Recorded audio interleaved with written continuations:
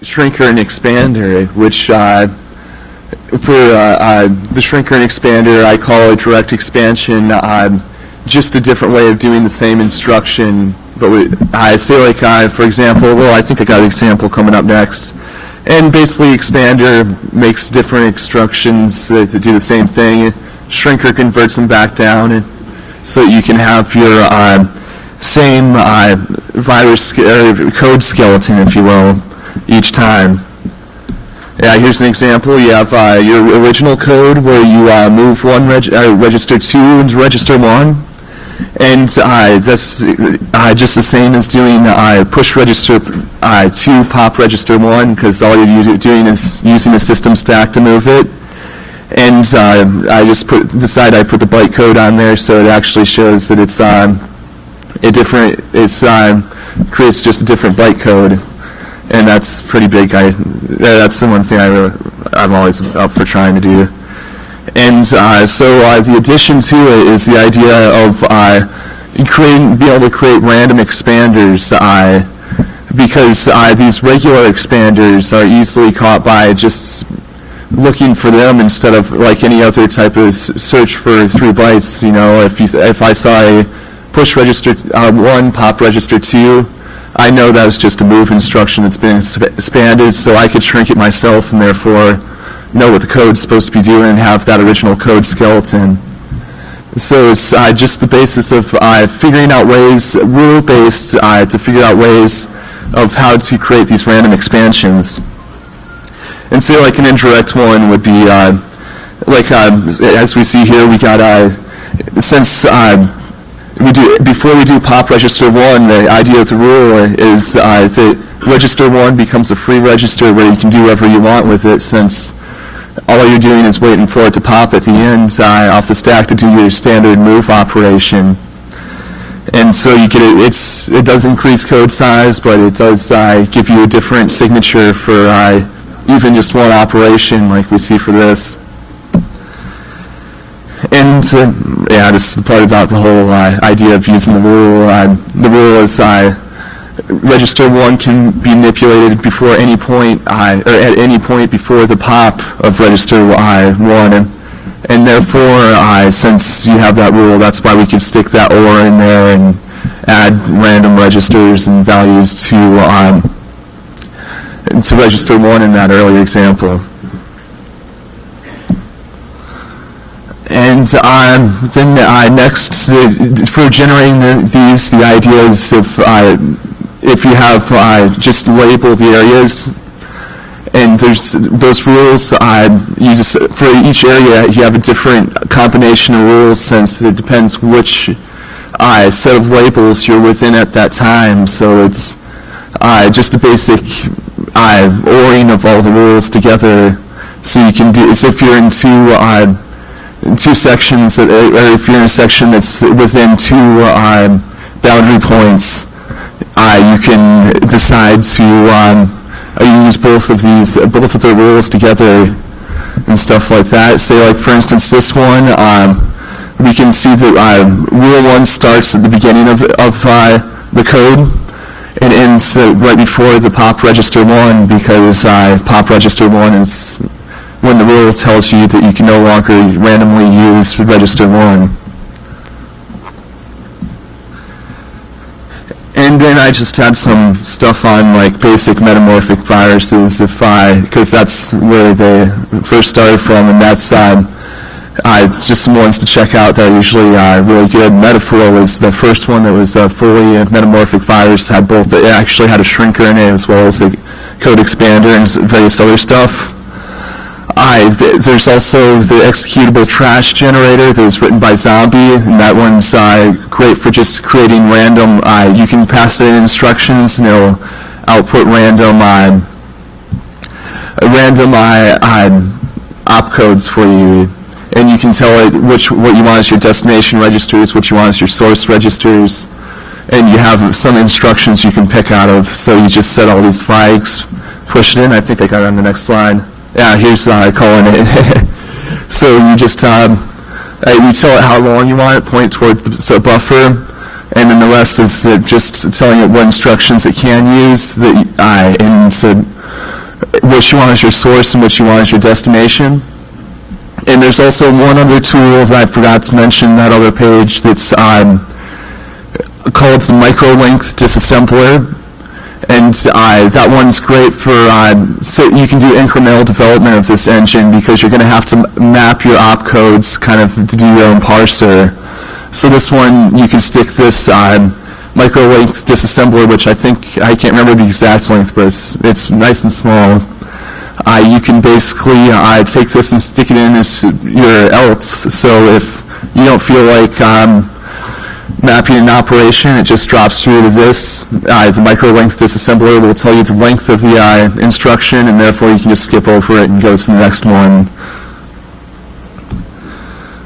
So when we're using the executable trash generator to generate our code, since we'll be mapping to show where the registers are in the opcode, I just would go by sticking EOX in for your source as well as destination register if you have two, or anything like that, since they'll just give you all zeros in there, so you can easily map another register in there by just doing the oriented in there. I said oriented in there. You can.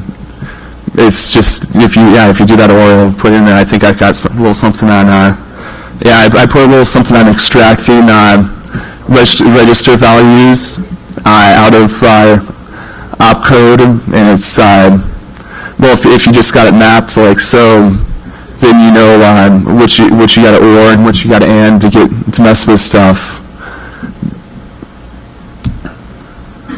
And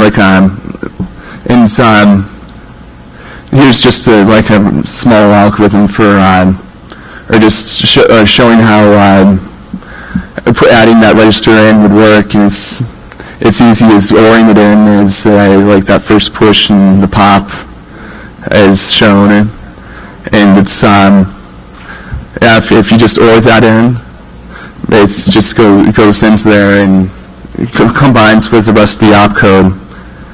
And say if you have a mobile piece of code, since if you ever fully shrink something, say with these old metamorphic engines, they always made sure to never shrink itself completely, because then you fall into the same hole that you have when you're using regular encryption, because your encryption at one point or another it's got to be decrypted so you can use it. And if you fully shrink this, you just get the standard looking code skeleton. So this code skeleton you can pick up in memory and it'll always be the same, so you always have to leave it somewhat unoptimized, or it's just easy as checking memory to find what it looks like. And since we were going to try to randomly generate these expansions, so the idea, and see that was right in there. The idea is that since we're going to be developing new expansions, we can't fully shrink it, or it's pretty much worthless to use. You have to find some middle ground to pass these expansions on to the next one.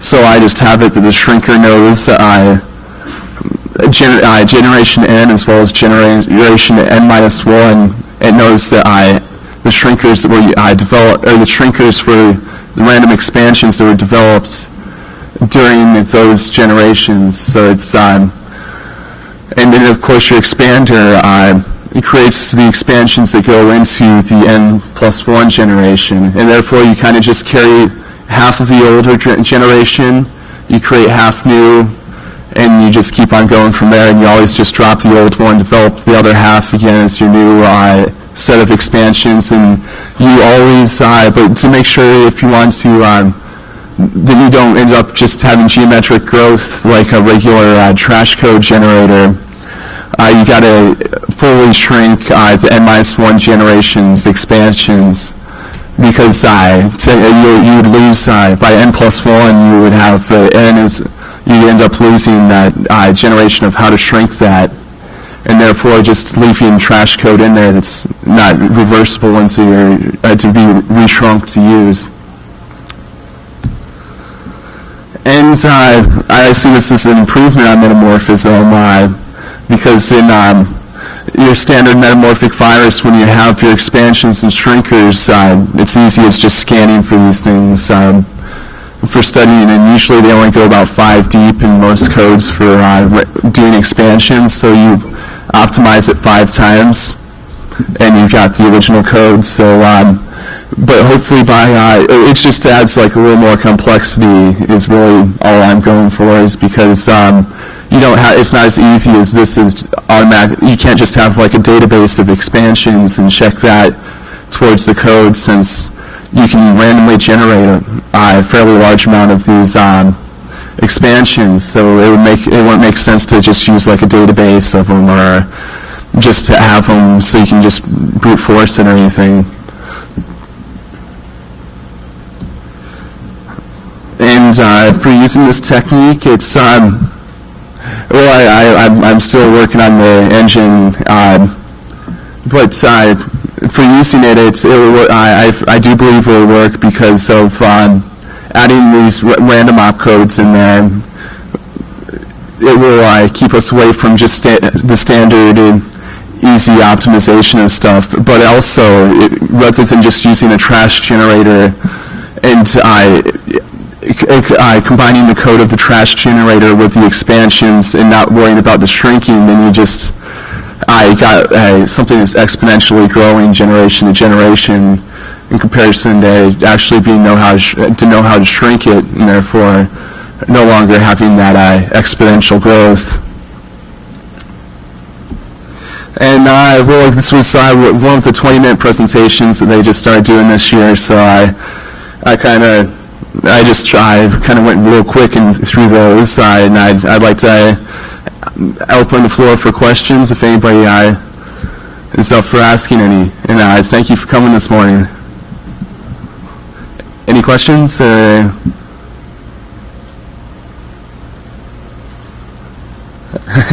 right.